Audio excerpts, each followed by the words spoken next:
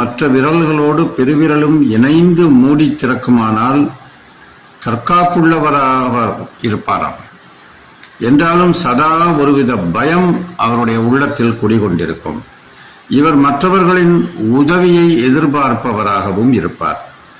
இரக்கமற்ற கடின உள்ளம் படைத்தவராகவும் இருப்பார். பொதுவாக தன்னுடைய உள்ள கருத்தை அவர் வெளியிட மாட்டார்.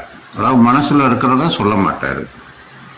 இவருக்கு நண்பர்கள் வாய்ப்பதும் மிக அரிது. ரொம்ப ரேரா தான் நண்பர்கள் இருப்பாங்க.